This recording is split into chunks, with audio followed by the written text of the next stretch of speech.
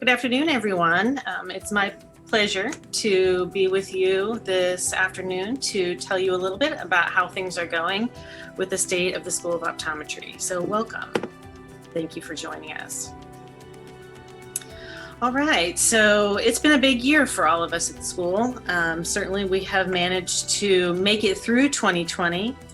When 2020 started, we were all very enthusiastic. We had just come off a great 2019 where we had celebrated our 50th anniversary, and we were excited about 2020 where 2020 was going to be all about vision. Our vision is our mission.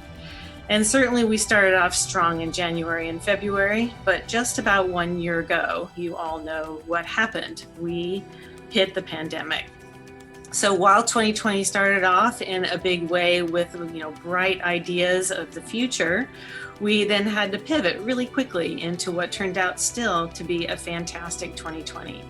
So as we go through this presentation today, it really is a reminder of the successes for what we experienced in 2020. And if you were to compare this presentation to presentations of past, I think you would see that it stacks up better, if not the same, if not better, to what the accomplishments that we have had in the past. And I think that's worthy to note because it has not been an easy year for all of us.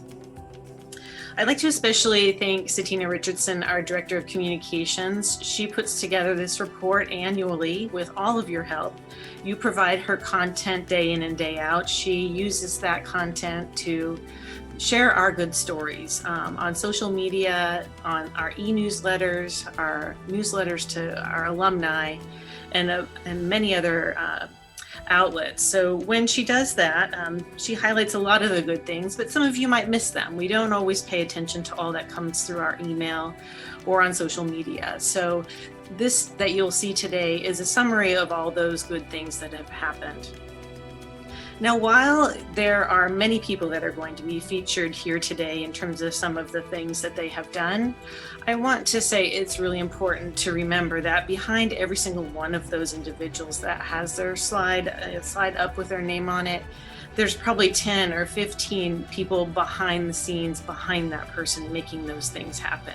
So to all of you out there, if you help on anything day to day, know that you're being recognized as well in this presentation. It couldn't happen without all of us together.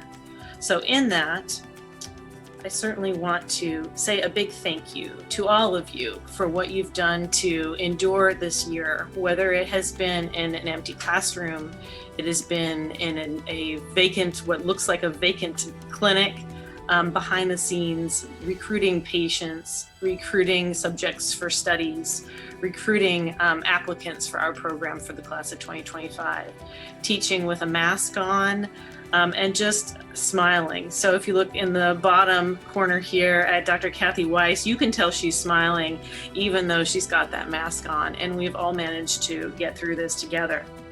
Now, I've heard on a number of occasions, if I hear the term, great job team, or the term great job team one more time, I'm going to just go crazy. It's been a year of frustrations too. And while, a little bag of candy or a kind word can't always make it all better, I can say that we have really changed as a school. A few years ago, when we would have had this sort of presentation, I'd say that we were all doing really well, and we put in some really hard work to trust one another, hard work to believe in each other.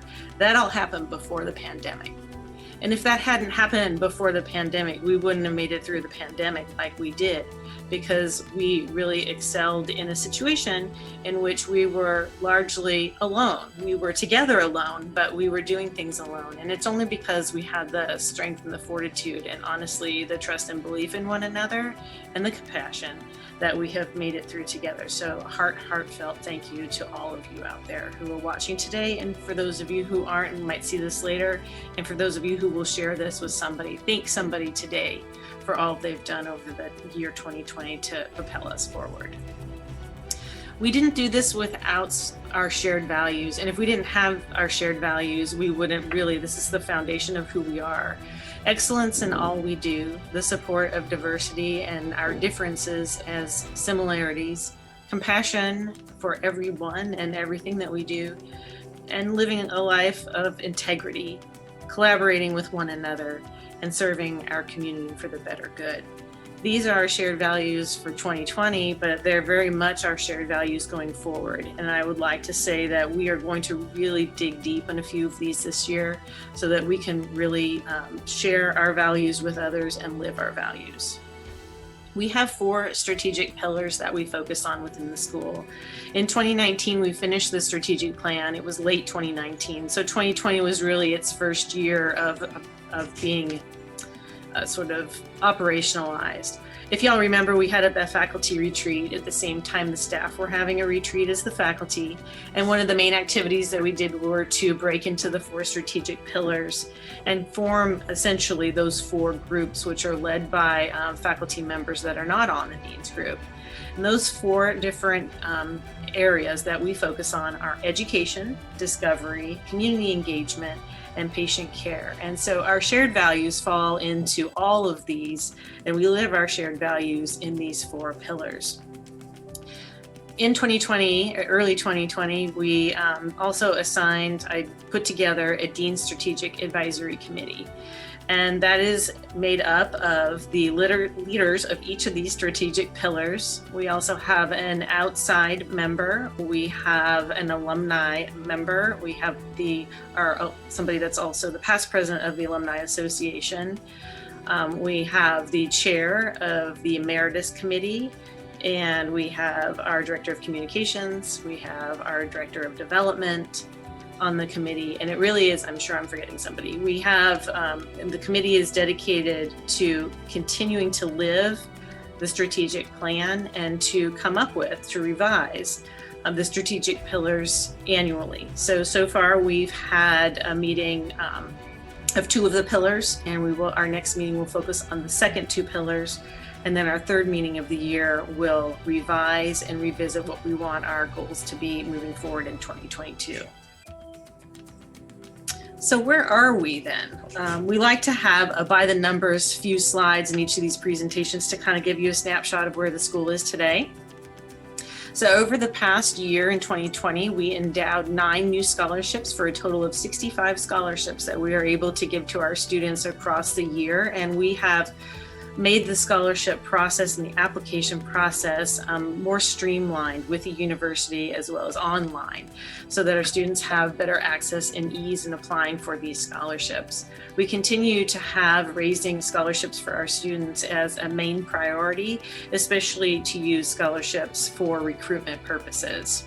So we were able to also raise a significant amount of dollars, not just for scholarships, but also other activities that we've been doing throughout the school on an annual basis.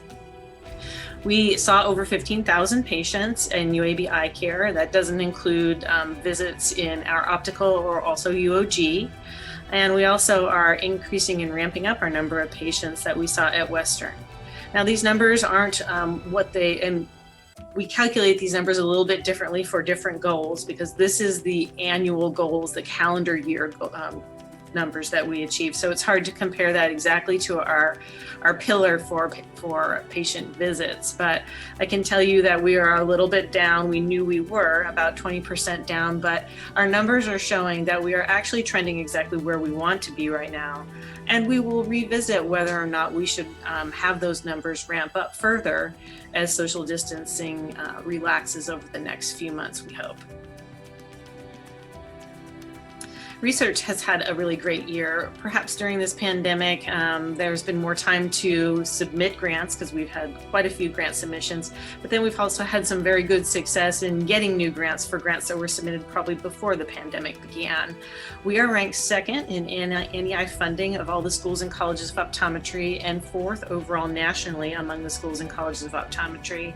There are some schools that have some very large multi-centered grants, and that gives our numbers quite a big raise. UC Berkeley's at the top of this list with close to $7 million. And so they may be a little bit out of reach, but we certainly are going to keep trying to move up our numbers to match their pace.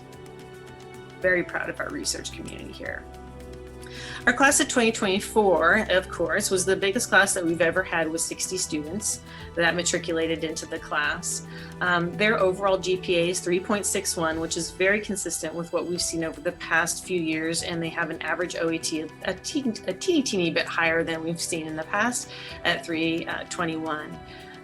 We are very much on par for that this year, and we currently have 52 admitted and paid students to the class of 2025. And we debated even yesterday, what is the number that we're trying to achieve in the class? We want to be somewhere hovering around 50, maybe up to 55, but we've even had some discussions lately about how we really need to evaluate our operations and what that means for labs, for clinics, rotations, to find that optimal number. So in the next few months, certainly there's going to be an increased effort to really understand what the right number of students should be for our class. Even having said that, it is a little bit tricky because we have students that pay deposits and then select not to come here in the end. So it's a bit of a guessing game. We know there's a little bit of movement, but our student affairs team works diligently to ensure that those students that we admit continue to be on our roster all the way through the time that they arrive for the new class in August. So we're really proud of the virtual environment that we have created for the application pool this year. And we've received quite a few compliments from many of the applicants that we've done an exceptional job online at making sure that they feel warm and welcome. And one of the comments that they have said that you all should know is that they feel that their UABSO is a family. They can feel it in the interviews, and they're getting that same message from the faculty that they interview with, as well as the students who are also talking to them. So congratulations to all of you who have really adapted well to change into the online recruitment and enrollment environment. It is very appreciated. We've had a really great year so far. And we couldn't do that without excellent faculty. Excellence in all we do, of course, is our number one shared value, and we've seen a lot of that over the past year. Unfortunately, we have not been able to celebrate that in the ways that we usually do and like to, because we haven't been able to meet together or go to conferences and such where we usually celebrate these events. I want to start with talking about Dr. Caroline Pate. She is the 2020 AOA Optometric Educator of the Year. That is awarded annually in June. And usually there's a very big fanfare over this individual at the meeting, in the opening session of the meeting. And we couldn't be more proud of Dr. Pate. In order to receive this award or even be eligible for this award, you have to be a winner from your state association. So she is the 2019 Alabama Optometric Association Educator of the Year, and she also has been a Presidential Teaching Award recipient at UAB. So we're extremely proud of you, Dr. Pate. You manage our residency program so seamlessly, and we couldn't have been more thrilled when you won this award last year. We've been very successful in winning this award. So she joins Dr. Bestiel and Dr. Mark Swanson, who also have won this award. And it's important to note this because it really shows faculty excellence on the national level. To achieve this award, the faculty not only are excellent teachers, and we know that, but they are also they play a role nationally in volunteerism, either through state associations, being part of continuing education activities, being on committees nationally. So they are really superstars. So this is a bit of our faculty who have achieved this award. We also have had a number of other awards that have been received this past year, and new people named into new roles within our school here and in our clinic. So Dr. Maggie Bailey was named Chief of the Vision Therapy Clinic. Dr. Terry Call was awarded the 2020 President's Award for Excellence in Teaching at UAB. Seems like forever ago when that happened, but Dr. Katie Clore was named the 2020 Alabama Optometric Association Educator of the Year. And I have the honor and pleasure to serve on the NAVER-AVER board, which represents research across the country, and as the sole optometrist at this time. Focus on patient care is very important to almost everything that we do. We're training students to be optometrists, but we also want to take the best care of the patients that come into our clinics. So in our annual report each year, we feature a story. Very often they come from the peds clinic who have the opportunity to see patients on a routine recurrent basis, and we have a great story that we're sharing this year. I can't take any credit for this story. Our peds clinic has done an excellent job at getting this lovely family the care that they need. And this is really a fabulous story about Mary and her twin sister, who were born early and then contracted a brain infection. Mom really noticed that perhaps something was wrong with vision, and through comprehensive eye evaluation in our clinic, in our peds clinic, it was discovered that one of the twins was fine, but Mary maybe had a different outcome. And through some collaborative care that meets our shared values, we were able to get the kind of care that they need. So this is really an example of what happens day in and day out in all of our clinics. Certainly the compassion that was needed in the case where you have twins who might have different outcomes was, certainly worth noting. And that's part of who our peds clinic is in terms of how they handle every single patient who comes our way. Collaboration, well, Mary was referred to our community collaborators and was taken care of that way, providing service and getting Mary connected so that she would be able to have the best outcome possible. And again, excellence in what we do in terms of patient care. So thank you, Peds Clinic, and probably many, many others of you who had the opportunity to impact and be a part of this beautiful family. We started certainly the myopia control clinic, and we have the MySight contact lenses, so we'll be featuring a little bit of that story in our annual report. We all know that telehealth has been something that's been an integral part of the COVID life and taking care of our patients through that, and we continue to ramp up efforts in that area. And Gift of Sight, which is kind of our hallmark give back to the community event. It's something that we do every day of the year, but it is our big event. It looked different this year, and Dr. Janine Sins really did a fantastic job. The numbers of patients that we were able to see through this program this year was almost identical to what they've been in the past, even though it looked very different at Western Eye Clinic. So there you see some of our interns in their socially distanced rooms during the Gift of Sight. Certainly growth, taking on new challenges, and things in terms of development are very important to our school. Growth, we had the largest class, as I mentioned earlier. Here they are on one of their first days in class. And again, they couldn't be more excited to be together this summer. I do want to also say that we've changed class sizes over the years, and this has come up a lot of times really recently this week, a number of times, and we're gonna have to work together to solve this problem, and I know we can. What is the right number? How do we best meet the needs of our students as well as our faculty as we train students for excellence in what they do when they graduate?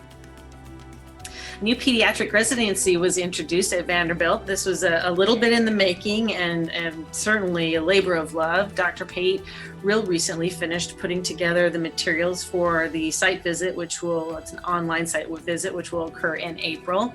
And that, is a lot of material that takes a lot of effort to put together. We're really excited about this residency. It's a pediatric ophthalmology residency, and Dr. Nicole Roddy, who was a graduate last year in class of 2020, is the first residency at this site. And if you know Nicole or you follow her social media, you know that she and Ian had some great announcements this weekend. Her story to tell, but fantastic for her in general. We had several promotions this past year, 3 to the level of professor, which in the academic world, you all know is the pinnacle when you get to the top and you're a professor. So Marina Gorbatuk, Dr. Tim Gahn, and Dr. Caroline Pate all were promoted to professor in 2020. We also hired several new faculty, and you know that we have several searches that are ongoing, but we welcomed Jenny Huang. We're putting her in this group here because she joined very, very late in 2019, in December. So we're claiming her for 2020 as well. Dr. Jillian Zemansky, who graduated with her PhD from our program in 2020 in the summer, was hired in a tenure earning track in this year as well. Dr. Natalie West, who started, as well as Dr. Keisha Brown, who joined our ranks as assistant professors. And so we are so pleased and thrilled that you have joined us. And we also look forward to seeing you more in person as we get further away from COVID. We've been working diligently on our care for the community, and we've added some clinic sites with the Cahaba, and we probably will continue to see some changes in that area. This provides opportunities for our students to see a different type of patient base, and hopefully will continue to be a site where we can have rotations in the fourth year, maybe the third year, we don't know going forward, but it's exciting to add clinics to our group. 2 of our residency programs were reaccredited, and again, thank yous to Dr. Pate, who helped the residency directors and supervisors put together this materials. It's again a process to be reaccredited. So 2 of our great centers received this in 2020. And we opened up the sim lab on the 4th floor, and we're able to allow for some exciting equipment to be used, and our students are adapting to that equipment, and hopefully we'll be able to continue to grow that clinic. Well, you know, the big thing that happened was that we had to learn how to teach online. And so many of you, thank you, took so many courses online to better your own skills and really pivot on a dime and develop new content, develop a new way of teaching. And while we had all done a little bit of, Echo 360, now it was a mandatory thing. So thank you for all that you've done as teachers, educators, to turn clinical care into online care and to be present in the virtual classroom for our students. We had a lot of student success also in 2020. One of our PhD graduates, Dr. Jessica Jason, went on to take a position at NASA, which is something new for any of our graduates, and we're very, very proud of her. She's a previous Ezel Fellow. We also had several researchers that are in our graduate program or postdocs be awarded with exceptional awards. So Michael Savage is a postdoc fellow, and he applied for successfully an F-32 grant.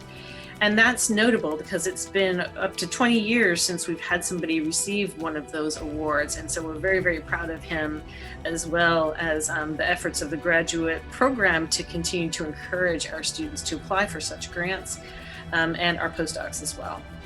Kelly Cannon was one of 6 UAB graduate students awarded Graduate Research Scholars Program Award for fall.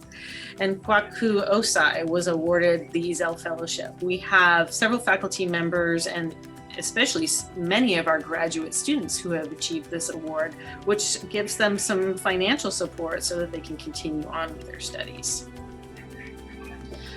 Our student NOSA chapter has always been a very, very strong chapter nationally, has won the student or the chapter of the year award on numerous occasions.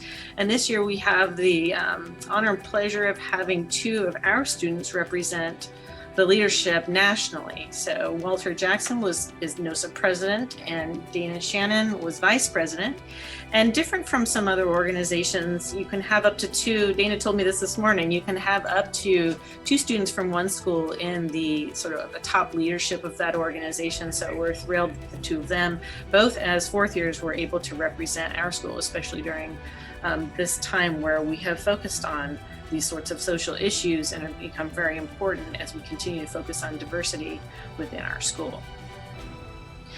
That organization also provides scholarships, and 4 of our students have achieved those scholarships this past year, and I hope many will continue to apply to receive these awards.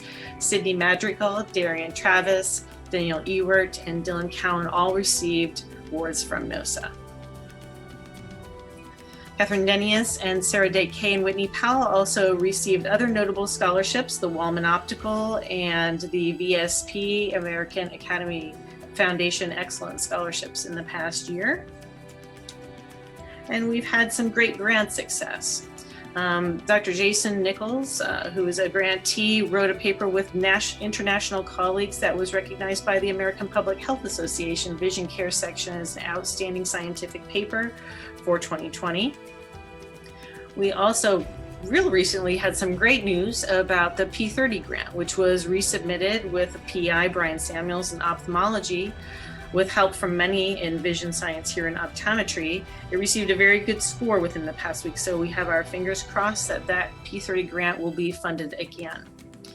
Thank you to Dr. Steve Pittler, who is director of the Vision Science Research Center, and all of those who have played any role in helping write that P30 grant and continue the success of the VSRC. Marina Gorbatuk and Tim Kraft had additional grant success in this past year, and we're very proud of their research efforts. As well as Srivastava and Lauren Simsich, also receiving or getting renewed grants for their continued research. We have a really high percentage of our PhD research faculty who have research grants currently or currently applying for even second grants, which really increases the visibility of our program. It's always a little sad to say goodbye to our beloved colleagues when the time comes for retirement. And we've had some notable retirements in the past year. Dr. Felton Perry, after 45 years, retired from our school, and that was early on in COVID. And then Dr. Michael Loop, after 42 years, also retired. While it is unfortunate that we don't see these individuals around from a day-to-day basis, it does open up an opportunity to allow for a faculty search for new members to join our ranks. We've also experienced some staff retirements, and these faces are faces that you have seen day in and day out in our clinics, and we do really miss these individuals. There is a collective 80 plus years of experience with these ladies, and they took a variety of different roles across all of our clinics, and we couldn't thank them enough for their time and efforts. And unfortunately with COVID, we weren't able to say goodbye to them in the ways that we would have liked. Certainly if you want to reach, well, some of them don't go too far away, but certainly if you want to reach out to any of them, please do and thank them for their years of service for our school and our clinics. We had a really interesting virtual Springer lecture this past year with the outgoing president of the American Academy of Optometry, giving us a great lecture in enlightening us about dry and really her path towards leadership, which was really interesting and hopefully thought evoking for our students and our faculty who watch that. We also like to celebrate alumni. If we hear about alumni successes, and we're very thankful for the support that we receive through our alumni board. Now, Dr. Candace Turner, of course, our beloved faculty member, is taking on the role, which you might not have known, as the alumni board president. That term starts in the summertime, so she's midway through her role. Outgoing President Bill Tillman did a fantastic job prior to that, and there's a rolling membership on the committee with a lot of great alums that have supported the School of Optometry over the years. Couldn't be thankful enough for them. Some of the things that the Alumni Association does for us throughout the year are really helpful to our students as well as our school. So originally, and not for the first time, the Alumni Association pledged a $25,000 scholarship, which they have completed in the past year. And with some additional funds, they also were able to add to the Donald Snellgrove Endowed Optometry Scholarship and get that as completed as well. And then they consistently, from the past, award 6 scholarships to deserving students each year. That means that they have been very supportive of our students for a very long time. Originally, there were funds that were pledged to allow for travel to the AOA meeting for students, and that, of course, didn't happen. So those funds were turned into scholarship funds. And each year they help us support the activities that we do at SECO, the networking reception. And unfortunately, we won't be able to have that again this year, but we're hopeful that we'll be able to get our alumni back together in the near future. And we're very thankful for all their activities. We've had some success of alums that are in our community. The Day family, which is a long-standing eye care family that's in our area and very supportive of our school, reached 100 years of providing eye and vision care, and we featured them both in our e-newsletters as well as in this annual report. Our alumnus of the year is Paul Batson, who you all really know and have worked with, and he, again, huge supporter of the school over the years and a wonderful alumnus of the year. And then our young alumnus of the year is Tommy Pinkston, and if you do social media at all, you knew that there were so many well wishes for the two of them as they were announced as our winners for the year. So in 2020, we accomplished a lot of important things, and as you can see, we had so many successes. But we're all a little bit happy to see 2020 go and to enter into 2021 where we could continue to move forward. As we've gotten through this year, I think you've all seen that we've managed to work together in a way that has been remarkable. And like I said, it's together alone, and we're getting to be at the point where we're almost together again. So we look forward to 2021. The two shared values that I really want to ensure that we operationalize and live and are part of all the things we do involve diversity and belonging. And so because of that, Dr. Keisha Elder has been appointed the Director of Diversity, Equity, and Inclusion and is planning a lot of activities that will cross over all the elements of the things we do, as diversity is one of our strong shared values. So we will continue to move forward in probably digging deep, making some mistakes, but understanding each other and listening so that we all can be the best doctors, clinicians, staff members, colleagues, friends that we can be. Excellence in all we do is the other that I really want to dig into. And that means taking a look at some of the things that we've always been excellent at, but probably could be even more excellent at. So that we are moving from the time where we were responsive to COVID only to the time where we're actually getting to start and do some new things. So we're going to be looking for every idea, asking everyone to be part of these sorts of activities as we move forward, in particular with our curriculum. The Dean Strategic Advisory Committee will continue to look at our strategic plan, assess how we've done in the past year and how we will do going forward. And they are open. They are a broad group that are very open to hearing from all of you. We can't have the strategic plan live if we're all not living it together. So any advice that you hear, anything that you do hear, that group is always open to you, and I will continue to promote who's on that committee so that you can be sure that your voice is heard. Also along those lines, the Staff Council has grown in strength over the last year, and this has been meeting regularly and putting on events for the staff. And we plan on continuing to do staff council meetings, full staff meetings, and perhaps some integrative meetings in which we have leaders from our clinics and leaders from our staff get to know one another better. As we move, we've been apart for a year, and so we want to take advantage of the time when we are going to be able to get together again to get to know each other even better. So thank you again for all you've done for the school, for all of the time, effort, and blood, sweat, and tears that you've put into making 2020 a great year, even though it didn't feel that way. But the future is bright, and 2020 is brighter. So please feel free to reach out to me or your leadership at any time to ensure that your voice is heard and that we move forward into 2021 strong.